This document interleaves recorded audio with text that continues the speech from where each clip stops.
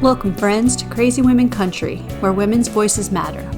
We bring you the greatest female voices in the music industry, from the artists, songwriters, and producers, to managers and executives, and all the women who make the music industry what it is today. Thank you for joining us.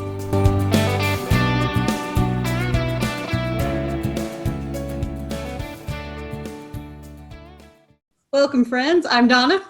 I'm Paula, and today we have Sarah J. Nelson. How are you doing?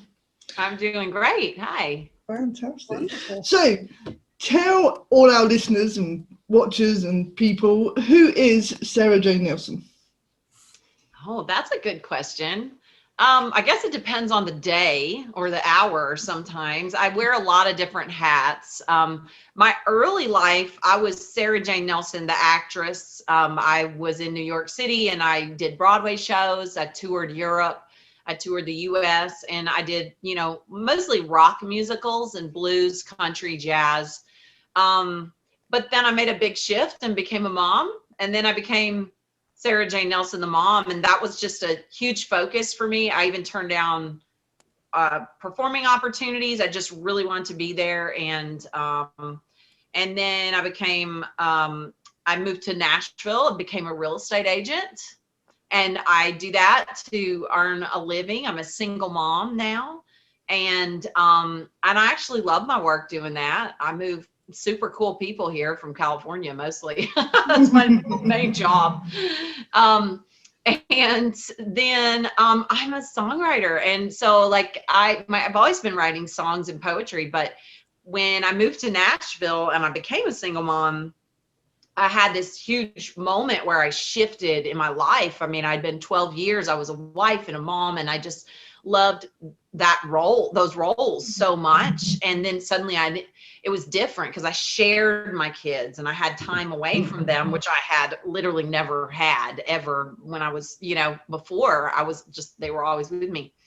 And so with that space that I had, I really focused on songwriting. And so, so that's really me nowadays. Is I'm real estate and songwriting, and my music is my greatest passion. And I love what I do.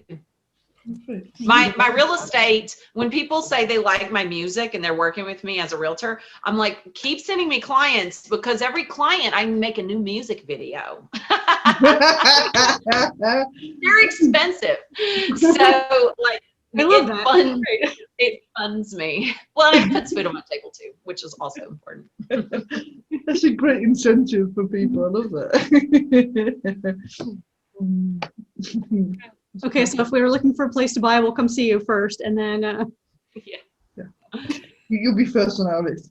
Just move to Nashville. Everybody's doing it. It's like it's the new trend. Move to Nashville. It's a little colder there than here, though. I'm in Florida, so it's a little warm right now. It's like 60-ish this week. So. Well, that's nice. I'm not gonna lie. But just come for a visit. Then I'll give you. You can stay at an Airbnb and just visit. There you go. See. Okay. That's a great idea. We'll go honky tonkin'. Sounds like fun. That sounds like fun. Seriously. So we were listening to some of your music earlier, and in particularly, I was listening to "I'm Not Broken." Do you want to tell us a little bit about that song and kind of where that came about? Sure. So, picking up from my story, I found myself in a real transitional moment, and wasn't really sure who I was because I had spent, the previous 8 years had been just so focused on being a mom that suddenly when my kids weren't with me half the time, I just had an identity crisis because I was like, who am I? I don't know. And so songwriting just kind of swooped in that moment, because I was in Nashville and I went to a conference, like a songwriter conference. I saw an ad on Facebook one day, and I wasn't going to have the kids that weekend. And I was like, you know what? I'm just going to go do something. I got to get out of this house. And so I did, and I met people, and I met incredible co-writers in this town. I mean, the music community is just so fertile, and they're kind and generous and open. It's not snotty and exclusive. Like even the top songwriters of your favorite hits you ever heard, if you meet them, they're just like, they like open their hearts and talk with you and want to mentor and give advice. Like it's just so generous. And so I just instantly felt welcome in that world. And I met a co-writer named Kenny Foster, and we sat down and I told him my story and I told him my idea for the song. And we just, in one sitting, we wrote I'm Not Broken. And at the time, it was so important that I did that as a co-write, because I was in such a raw, painful place in that moment that I was saying it almost like an affirmation, a mantra. I don't even know that I believed it at that time. But that's how those things work, is you just keep that positive energy coming out. And eventually, like now, many years later, I look back and I'm not broken. I'm not done. And, you know, the cracks just let the light come in. Like I really do see how the challenges that I went through, which were really tough, like have been a weirdly beautiful gift in my life. And so that song, but there are some days when I do need that song, you know, and because I do feel broken some days, there's hard things that come about. And so like releasing that song last year, it's just been really moving because I get emails from people, and I do like a 5-song storyteller series. I don't know if you guys are on that, but it's at sarahjnelson.com. It's like you sign up for my email list and then you get like 5 days with the song download and the story behind the song. And so when I send them I'm Not Broken, they reply with like their life story. And they're like, oh my gosh, I needed to hear that song today. I don't ever click on Facebook ads, you know, I just clicked on it and I just like, that hit me. And then they tell me about their divorce or their loss or whatever it is. And like, I'm crying reading it, because to think that I wrote something and put something out into the world, a piece of art that is going to, hopefully long after I'm not even on this planet, maybe people will hear that song and it will do something positive for their day or maybe their life. I don't know. And it really means a lot to me. It makes me want to keep going and know that I have something to say, and I have, you know, something to share. And sharing the dark, challenging, scary skeletons, you know, down in the basement, that's where the good stuff is, you know, it's the vulnerability. And so like, I mean, if you listen to my whole record, I'm Not Broken, like it is so vulnerable. And I definitely was so proud, and I was nervous when I released it, because I was like, I feel like I'm releasing my diary, you know. But it's had a positive impact, and so I know it was a good thing to do. You can really hear the vulnerability within the song. You feel that emotion. I must admit, when Donna played it earlier, I could feel myself welling up thinking, you know what I mean? So yeah, it's absolutely amazing. If you can do that with your words, then you know you've succeeded, that's for sure. So thank you. It took a lot of tears. Like I went for a long time unable to sing it without just blubbering into a mess. Like just even singing it without crying hard. It took me some time to get to that place. So, but I'm there. I can sing it, and I'm okay. But in the music video, I went there. Did you guys watch the music video? Yes, I did. I just went there. I was like, I'm just going there, you know, and it felt good. It feels good to be emotional and just be vulnerable. And I feel like when I was first starting to do music and write songs, I was thinking about like, well, what is it that I want to be, and who do I want to be like, and what kind of music do I want to do? And I was trying to be something that I thought I was supposed to be. You know, it was like, I want to be Martina McBride. I want to be, and then I got to this place through a really huge challenge in my life that I went through, where I was like, I didn't even write the record to release. Like I wrote those songs because I just had to write them. Yeah. And now I'll never write another song from another place. Like that's like from that real place is, to me, like that, the music that I adore is music that's just genuine. And so I'm just always kind of checking myself, like if I go cliche, or I just always try to go a little deeper and a little more real, a little more vulnerable. And so like this next record, I'm really excited about it because I went a little deeper. That's good. I mean, that's where country music comes from, isn't it? I mean, country music is raw, emotional music, people telling their stories, and the deeper you go, the more you're going to affect people, and the more people are going to feel your pain and be able to relate to everything you've been through. So, and like all my favorite country music is, that's why I love country. I was raised on country, traditional country, bluegrass, blues, folk, all music that like a lot of the favorite songs when I was a kid that my mom would sing to me, somebody died in almost all of them. Like they were intense, like Old Shep, Coat of Many Colors. Remember Me and Little Andy, that Dolly Parton song, Me and Little Andy? Yes. Oh, is that a sad song or what? Oh, I loved that song. Like, Where Have All the Flowers Gone? Old Shep. Like all these songs that, and then there's the more modern songs that I know it's a good song when I first hear it, if I burst into tears. And Live Like You Were Dying. Do you remember the first time you heard that song? Oh yeah.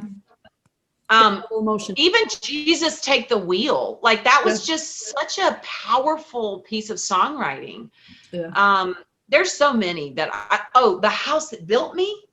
I mean, like those songs, they hit you in such a deep place, and it's not your story. Somebody else wrote it, but it's like the human story is captured in it. And so that's my end goal. I love writing songs. Can you tell? I just love it. You can feel that, I get so excited. The excitement is perfect. I don't do like crosswords or Sudoku. I don't play any games. I don't do any games. I really, like, for me, like my puzzle is writing songs. Like I get the inspiration and I sing the idea, usually melody and lyric comes together at the same time for me. And so I sing it into my phone. Sometimes I'm driving home from dropping the kids or whatever. I sing it into my phone.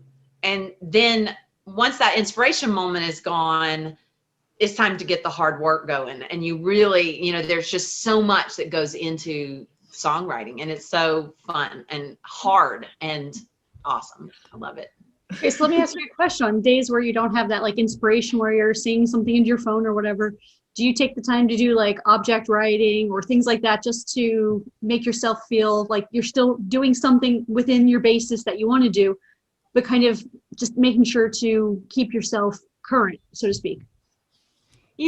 I love doing that. I've done some songwriting workshops and I love doing those, but I will say, like, I've got a pretty constant flow of song ideas. Like if I don't have an idea at the exact moment, I can go into my phone and go into the recordings, and it's like a treasure trove, a vault of like, and some of them are not really treasures. Some of them I'm like, what was that?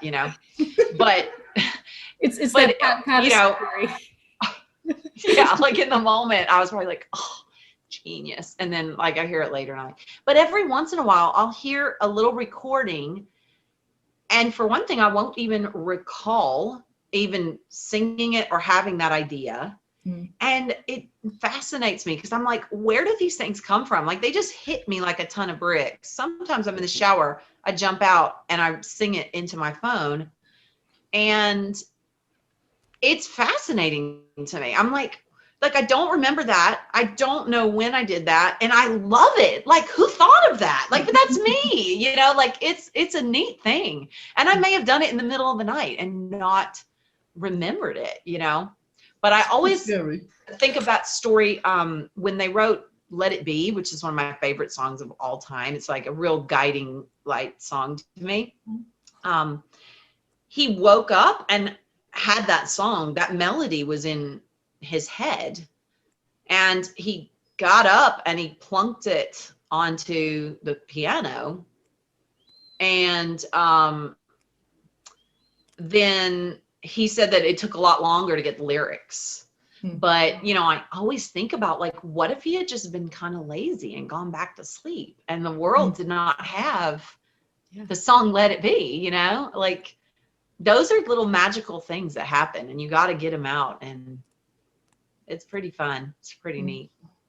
It's amazing. Yeah, I couldn't agree more. So the new record coming out that you're, okay, so tell us a little bit about that now. When do you? Okay, it's called Shelby Park, and it's really kind of a continuation of I'm Not Broken, because, like I said, I'm writing very vulnerably and personally, and so it's from me, and it's really a record about taking that next step and moving forward and creating the life that you want. It's got a lot of hope, but it has a lot of pain. It has a song that I want to release in April that's about sexual assault, and it's called Smile Pretty. And I really love this song. It's an intense song, and I think it's going to be something that, like, every time I play it for somebody, they sort of just open up and start telling me their story. And I wish that there weren't so many people who had a story. I really wish that most women I know didn't have a story of some sort. Yeah. But most of them do. And so my hope with that song is it's not political.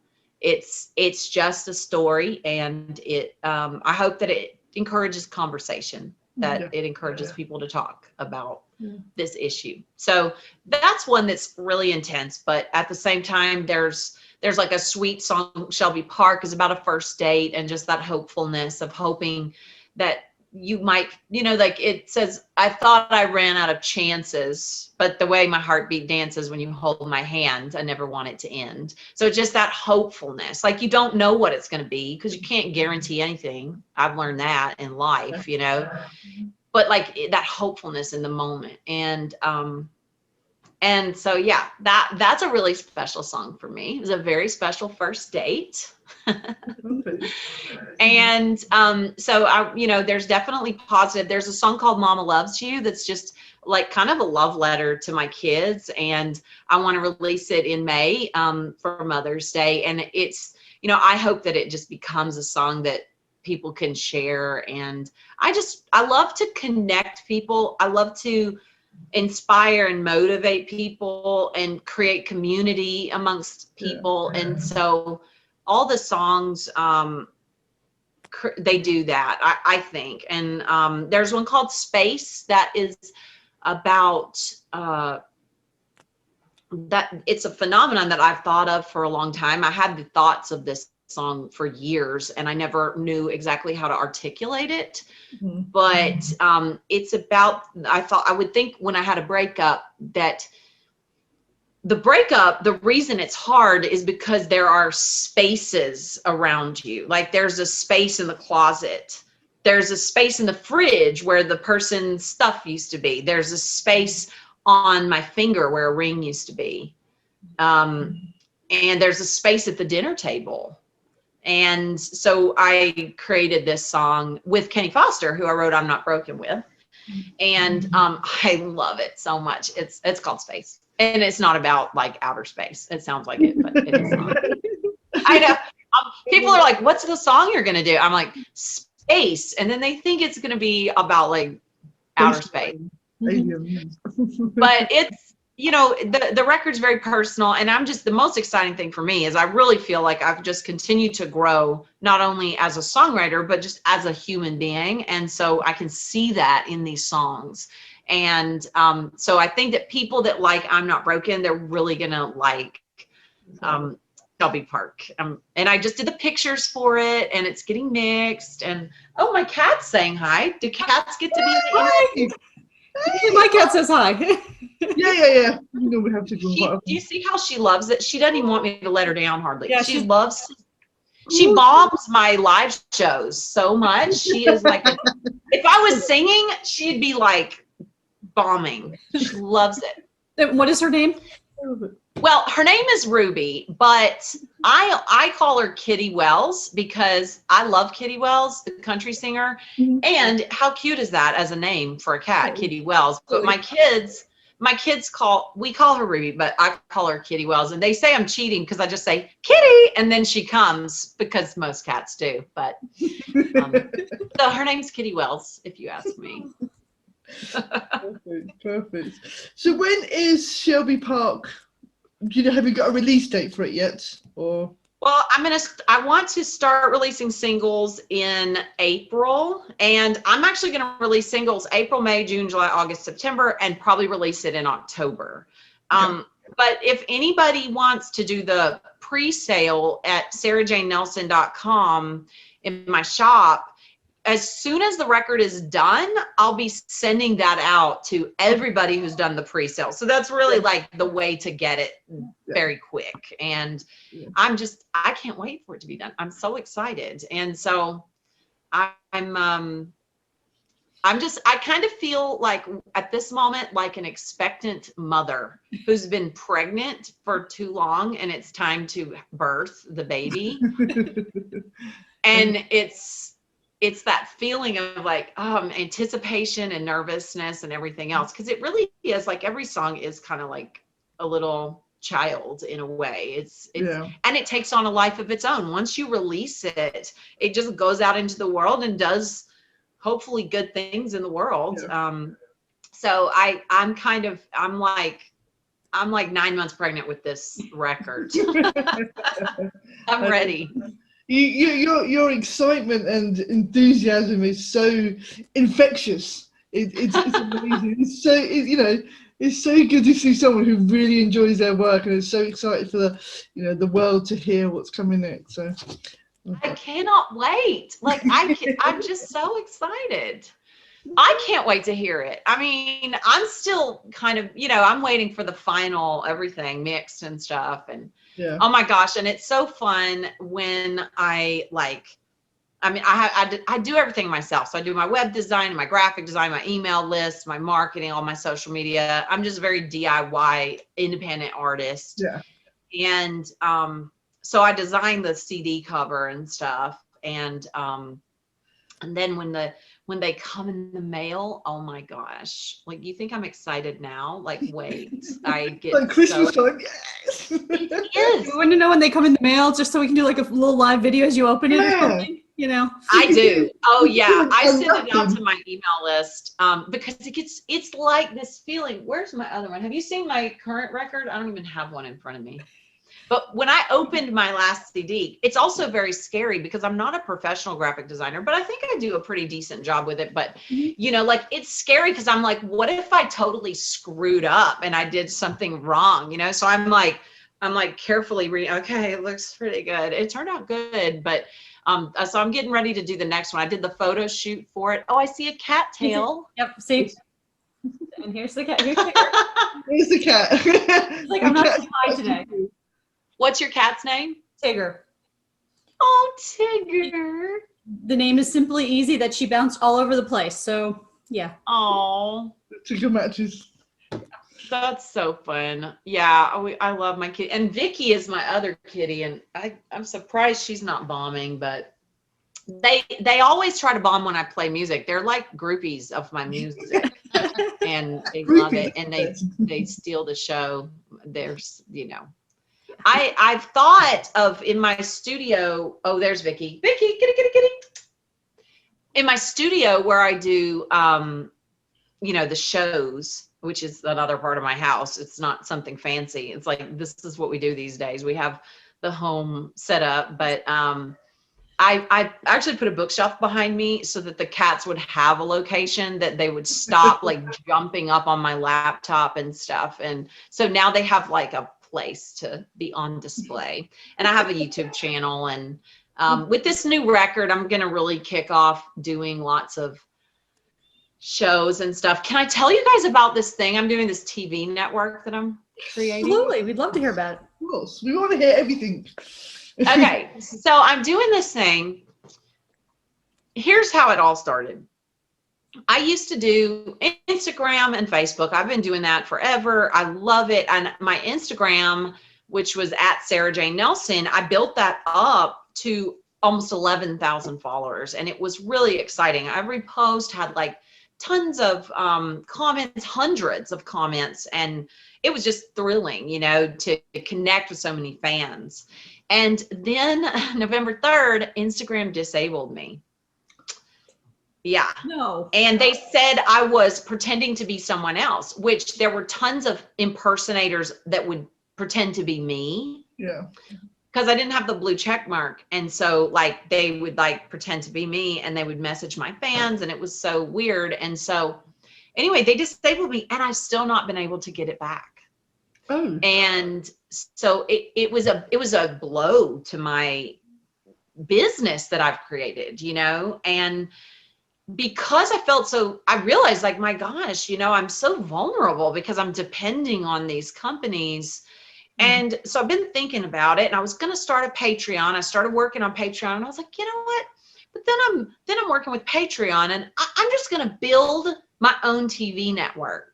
Like I can do that. And so I am right now, and it's got different channels and you subscribe.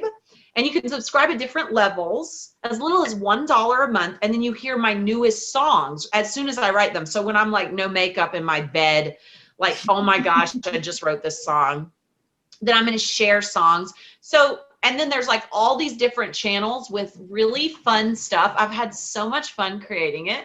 And I'm going to hopefully, I want to launch it by March 1st.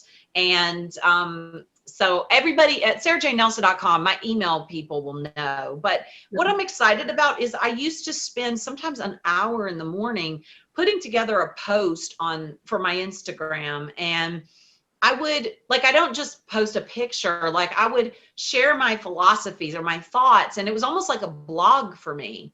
And I put a lot of heart into it. And people, I think that's why it was so, you know, well received, because it was like, you know, I was really going the extra mile and very giving, and I can't access any of that. It's all gone now, you know, like they took it away.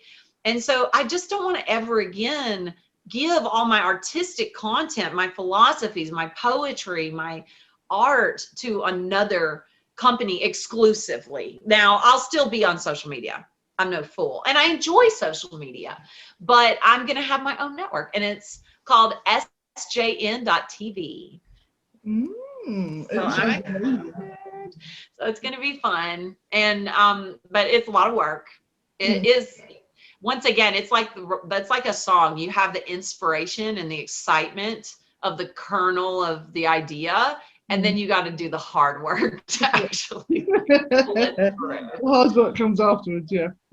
Yeah, but it's going to be fun. And then I'll like be able to offer other products, like I write original songs with fans, or, you know, anybody. They can pay me and I'll write an original song, and that'll be on there, where you can just purchase that, and, you know, for just a few $100s. Like I work directly, and like the more elaborate ones are more expensive. Like I wrote one for a famous golfer, a PGA golfer who won the Masters. He had me write one for his wife for her birthday, and you know, with a full production, and he brought me down to sing it at her birthday party.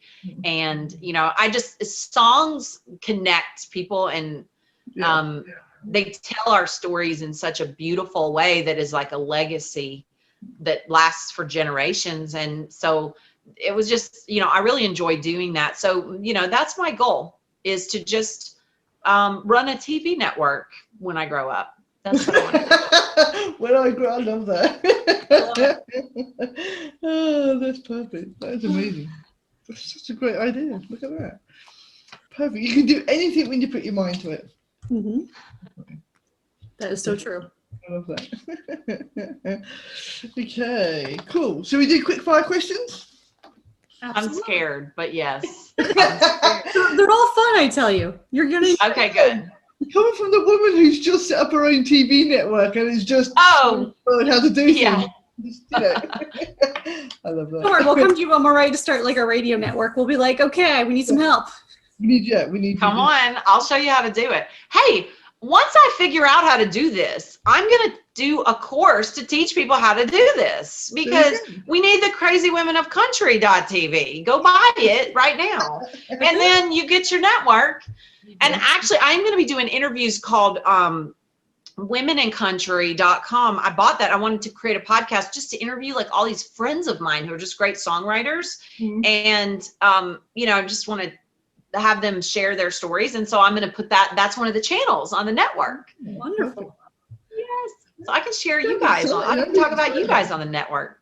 Yay, we could be on TV. Yeah, we'll make sure to mention yours more often. Yes. Okay, good. Okay, so quick fire questions. Okay. Early bird or night owl? Oh, early bird. Like to a fault. Like I'm such an early bird. Like 3 a.m. or?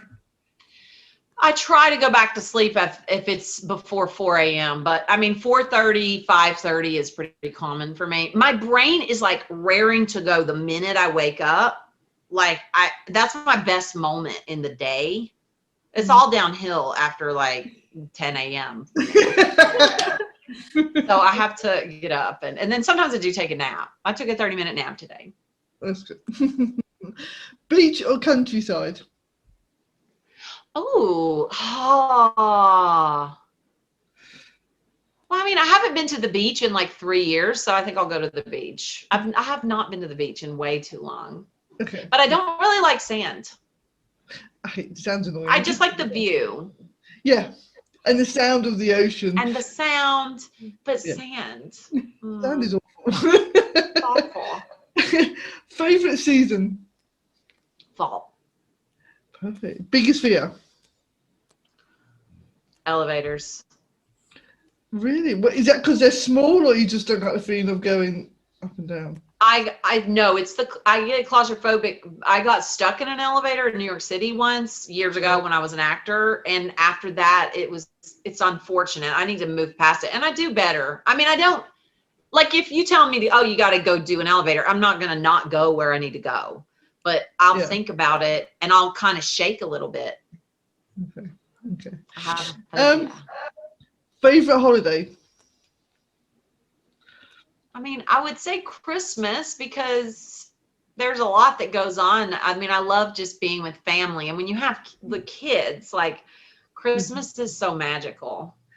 It's amazing. But I do love my birthday, and that's not really a holiday. I don't know, but I like my birthday because it's a special day. So we can always have that as a holiday as well. I like to celebrate that I'm still alive. I'm very grateful for birthdays, and I love birthdays. I think they're something we should be really happy about, not sad about. I agree. Yeah, definitely. Favorite drink? Water. Okay, that's cool. I wasn't expecting like. Okay. I'll drink alcohol or coffee. I don't drink any caffeine or soda. I only drink water. And the only other thing I drink LaCroix because it's water, but it has like a little flavor. So this is me being like wild and crazy. Flavored water. Wow. It's a party. And sometimes I drink hot water. Okay. No tea though. Just the hot water. Just hot water. No tea. No nothing. No. I don't always. I sometimes will put a peppermint tea in there, but it's usually just hot water.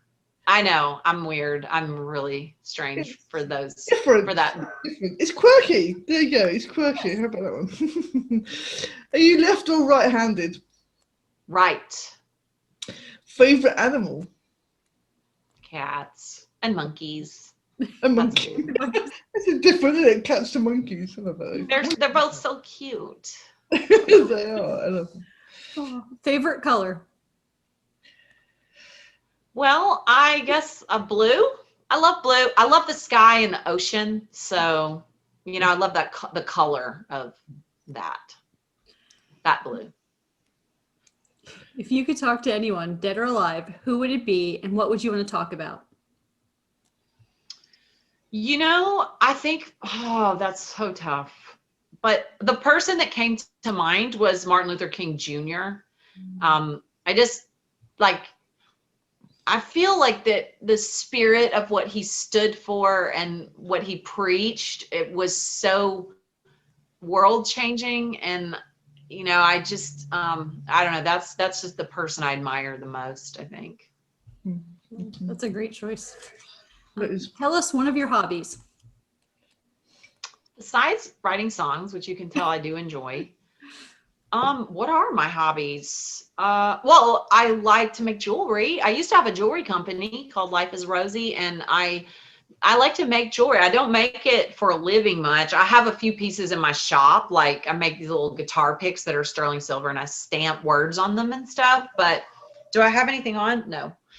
But like I love to just sit down at my table and get my sterling silver and play. And sometimes I do like beaded things, but mostly it's metal smithing, I guess. That's my hobby. So this next question I'm going to tell you, I've been waiting to ask this all day. If you were a musical, what musical would you be? Oh my gosh. Wow. That is a really tough one. If I was a musical, What would it be? do you remember that movie, that musical, Thoroughly Modern Millie? Oh, I love that film. Yes. Everything today is thoroughly modern. It is, I think that is the musical I would be, because that character, like, she just has a zest for life, and she has this spirit that just carries her through her huge dreams. And I guess that's the one that came to mind. I love that. Thoroughly Modern Millie. Have you seen that one? I've seen the film. I haven't seen the show. The show. Yeah, well, when I was doing Swing, which was, I did the lead in Swing, and then I did on Broadway, and I did it on the first national tour. And when I was on the first national tour, that was doing its first tryouts in La Jolla. And my musical director from Swing, his wife, Jenny Tesori, was a musical director of, and writer, I guess, did she write that? Of Thoroughly Modern Millie. And the girl who was the understudy for that role, this is just a fun fact, but it's a fascinating story. She went on during previews, and the directors saw her, and they said, and that was Sutton Foster, and they said, that's our character, and she took over that role. And she became a huge star.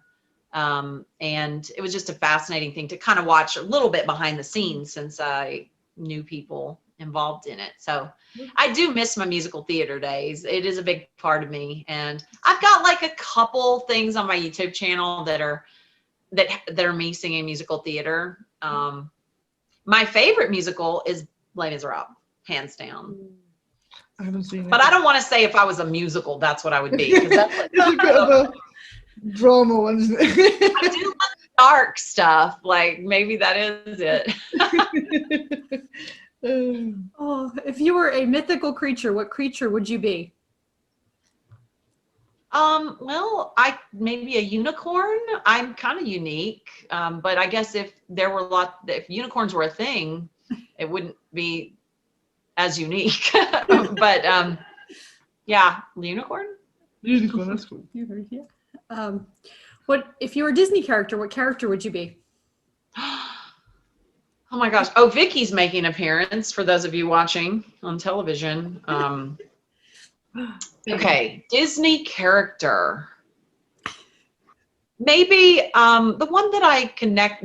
Vicky's stealing the show. I know. Yeah. She has a half of. I'm sorry. She has a half of a mustache. Can you see? Yeah, It's so a little black splodge. Yeah.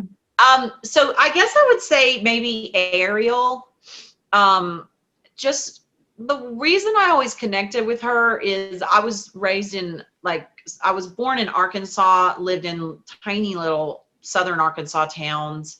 And then I was raised in Louisiana, in Monroe, which is a little bit bigger town. But I always had this longing, like that song, Part of Your World. Like, I always, that sense, I mean, she's longing for a man, basically. But for me, it was just this longing that there was something more. Yeah. And I wanted, and so when I was 17, I went to New York City by myself to be an actor, and right out of high school. And I just always had that sense that I just wanted to experience all that life had to offer. And I still feel that way. And I still have big, crazy dreams. And, you know, I'm not afraid to give things a shot, because you just never know. I want to someday play on the Grand Ole Opry.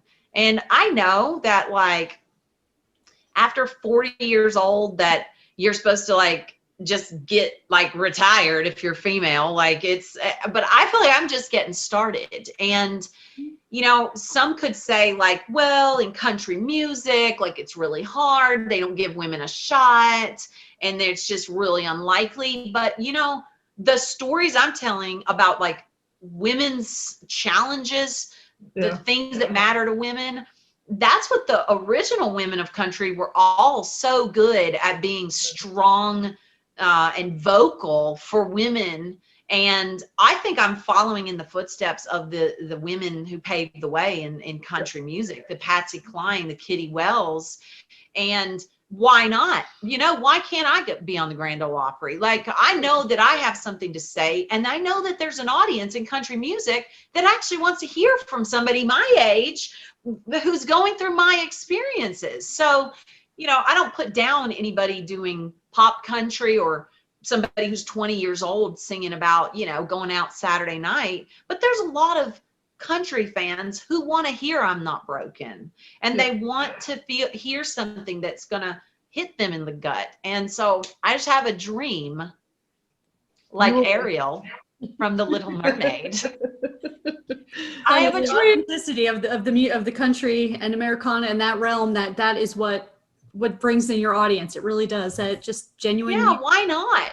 You know, and maybe country radio, I don't know, maybe they'll give me a shot. But even if they don't, I know there are fans out there who do want to hear my stories. And and so I'm just going to keep doing it and trying to push it as far as I possibly can. And I'm still going to make plans to someday be on the Grand Ole Opry. That's my dream. You will make it on the Grand Ole Opry, seriously. Yes. So, what's your favorite snack? Potato chips. My dad had a potato chip company when I was a baby, and I was the baby on the ads and stuff. In Little Rock, Arkansas, Nelson potato chips. Nelson potato, there you go. And I don't know if that, like, infused that into my person, but I love like kettle cooked potato chips. So good. Absolutely. Okay, so what's one song that you've been listening to over and over, doesn't have to be a brand new song, that you would give us a recommendation to listen to? One that I've been, I'll tell you what it is. Is on a personal note, my grandmother, Nanny Nelson, Clara Nelson, she passed away Sunday morning, so just a few days ago. And there was a song that last time I visited her, I sang and played the guitar. And I sang Tanya Tucker's Bring My Flowers Now. Do you guys know that one? Yes.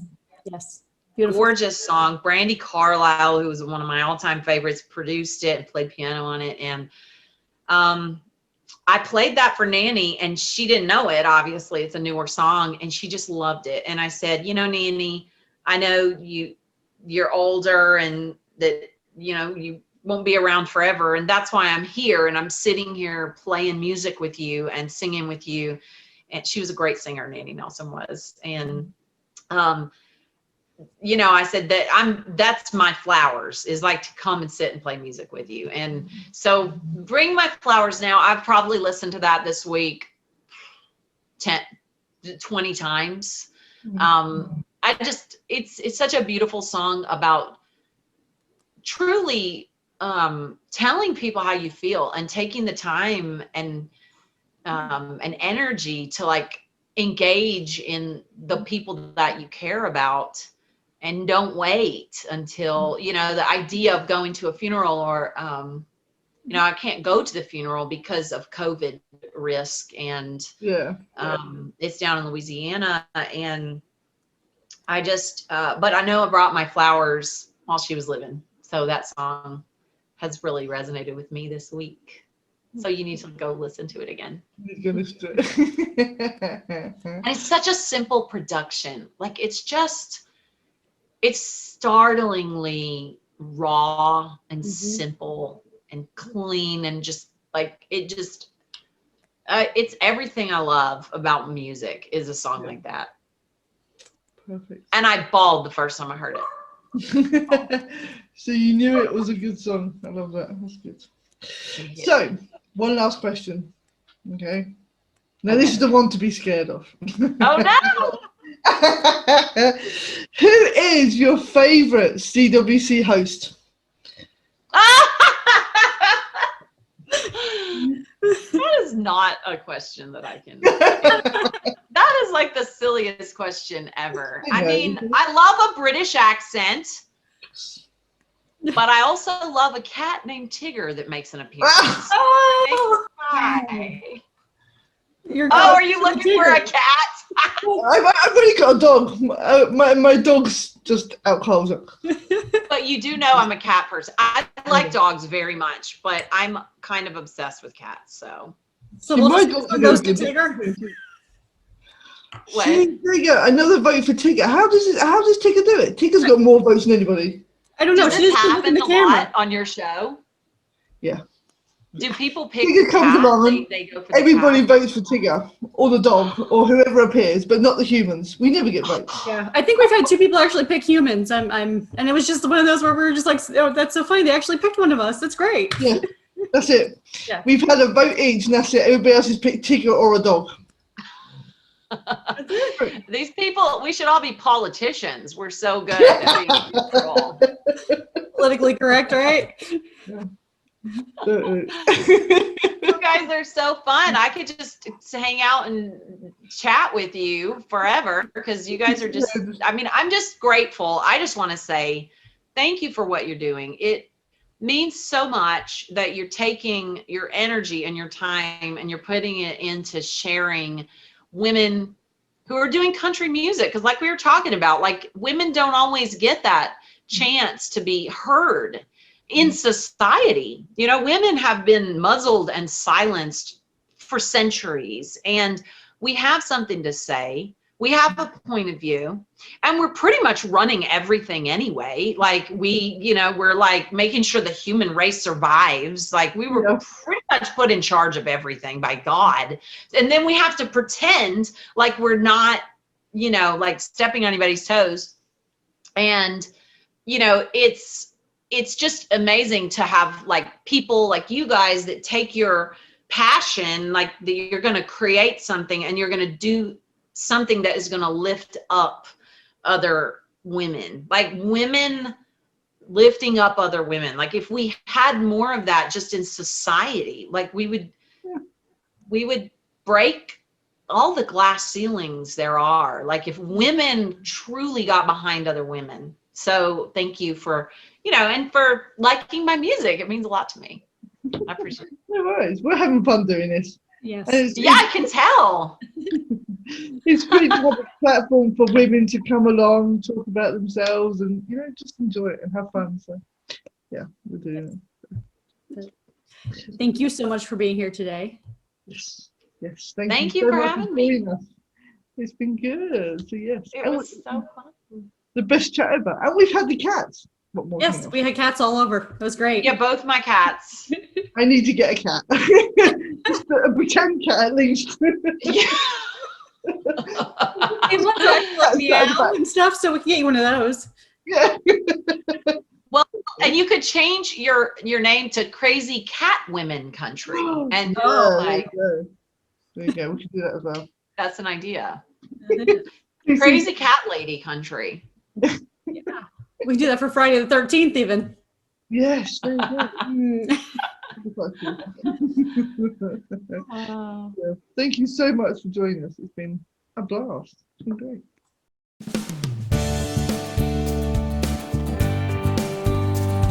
If you enjoyed today's episode of Crazy Women Country, don't forget to give us a thumbs up.